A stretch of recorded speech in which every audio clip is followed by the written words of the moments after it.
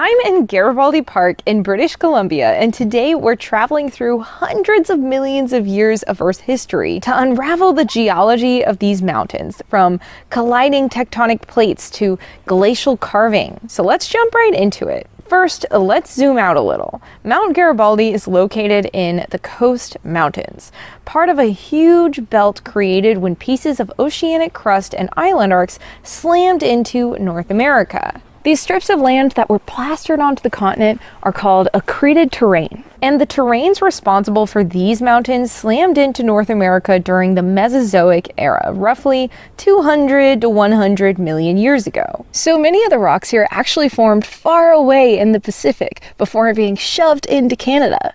And that's why Western North America is often described as like a patchwork quilt, because you're literally standing on bits of crust that didn't originate here. However, accretion wasn't the only process going on here in the Mesozoic. Even though much of the crust colliding with the continent was getting glued onto the landmass, most of the oceanic crust colliding with this margin still got subducted or pushed underneath the continent and recycled back into the mantle. This is important because subduction causes subsurface crustal melting, which leads to magmatic and volcanic activity. From around 100 to 50 million years ago, subduction along this margin caused magma to rise up through the crust and form huge chambers that cooled slowly over time into granite and diorite, creating a vast body of intrusive rock called the Coast Plutonic Complex. This complex stretches for 1,800 kilometers. And just a quick side note on terminology, the term intrusive is used to describe rocks that have cooled and solidified below Earth's surface,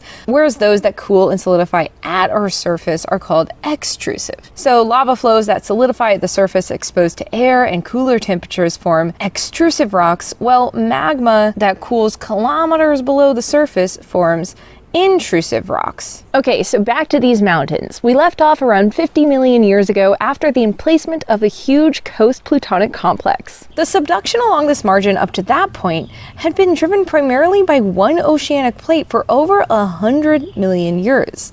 This plate was called the Farallon Oceanic Plate. But then around 45 to 20 million years ago, the Farallon plate began to break up into smaller fragments that continued to subduct below the continent, one of which is still subducting under our feet today. This is called the Juan de Fuca plate. And from around 2 million years ago to today, it's been causing some explosive activity in this region. Mount Garibaldi, the park's namesake volcano, is part of the Garibaldi Volcanic Belt, the northern extension of the Cascade Arc. But here's the wild part. Because the modern ice age started around 2 to 3 million years ago as well, many of these volcanoes erupted into thick sheets of ice. And turns out that when lava interacts with glaciers, it creates some bizarre landforms. So much so that I'm making a whole separate video about that, so stay tuned for that. It should be out a couple weeks after this one. But just to give you a few examples. First, Mount Garibaldi erupted into a glacier around 200,000 years ago,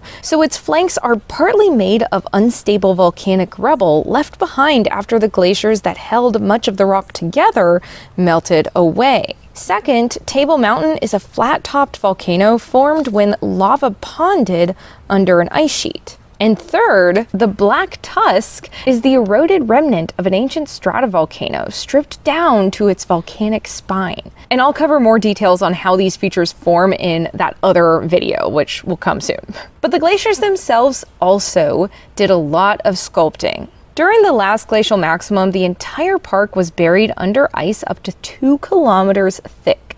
And as glaciers advanced and retreated, they carved U-shaped valleys, sharp ridges, and deep basins. Garibaldi Lake is an example of one of these features. And it's dammed not by bedrock, but by a massive volcanic landslide deposit creatively called the Barrier.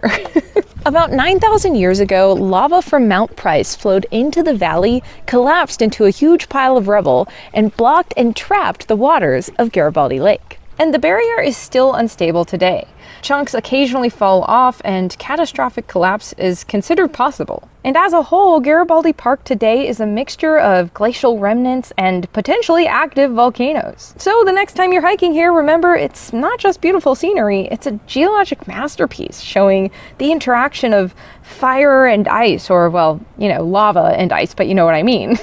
And don't forget to check out my next video on how exactly these lava-ice interactions go down and how they create some of the most bizarre geologic features. See you there. Bye.